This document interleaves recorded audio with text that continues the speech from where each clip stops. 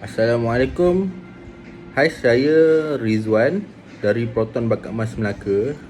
Okay, hari ini saya ingin kongsikan sedikit tentang 5 perkara sebelum anda membeli kereta, iaitu berkaitan dengan loan ataupun pinjaman kereta kita ya. Okey, yang pertama berkaitan dengan penjamin. Okey.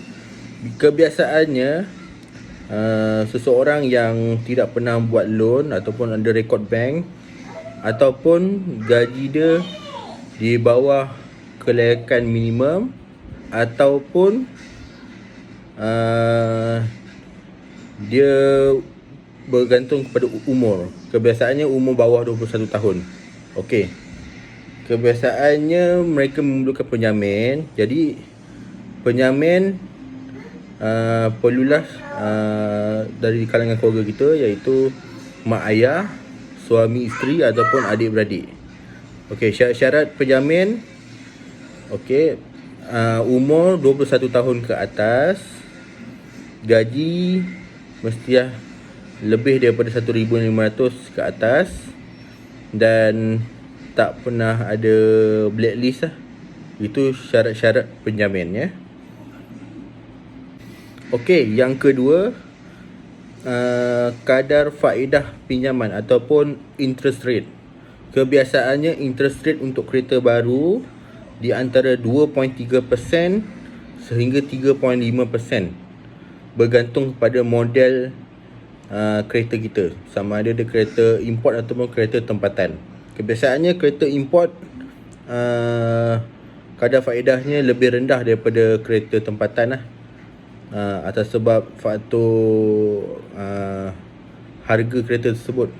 Okey, untuk kadar faedah ataupun interest rate untuk kereta second, kereta terpakai, kebiasaannya antara 3.5% hingga 4.2%. Okey, itu berkaitan dengan interest rate ya. Okey, yang ketiga, bayaran pendahuluan ataupun down payment kereta kita ya. Okey, semakin rendah down payment ataupun macam full loan, semakin tinggi bulanan bayaran bulanan kita. Jadi kita kena faham lah, kalau kita buat down payment rendah ataupun full loan, bulanan kita akan lebih tinggi. Jadi ikut kepada kemampuan kita. Tapi itulah, kebiasaannya bila kita buat down payment rendah ni, bulanan akan tinggi, jadi bank akan lebih untung. Jadi saya sarankan kalau ada duit lebih tu, buat down payment tinggi, jadi bulanan akan lebih rendah dan kita lebih jimat lah untuk buat pembayaran bulanan dengan bank. Okey, yang keempat, cukai jalan ataupun road tax dan juga insurans. Kebiasaannya insurans akan lebih mahal daripada road tax kereta. Biasanya kalau road tax kereta 1.6 RM90, tapi insurans dia mungkin pergi 1,500, 1,300. Kebiasaannya untuk pembeli kereta baru, road tax dan insurans akan include sekali dalam loan, akan include sekali dalam harga kereta tersebut. Jadi kita tak perlu risau sangat, sebab semua tu akan dah ada dalam harga kereta kita, dan boleh masuk sekali dalam loan. Okey, yang kelima, tempoh pinjaman. Okey, tempoh pinjaman untuk kereta baru biasanya dari 5 tahun sehingga 9 tahun. Okey, kalau untuk kereta second hand ataupun kereta terpakai, antara 3 tahun sehingga ke 9 tahun pun ada. Ikut bergantung kepada tahun kereta tu tersebut lah. Kalau kereta tu lama mungkin dapat pinjam 3 tahun saja. Kalau kereta tu baru lagi mungkin boleh pergi 9 tahun. Tapi untuk kereta baru, kebiasaannya saya buat loan minimum 5 tahun dan paling lama 9 tahun.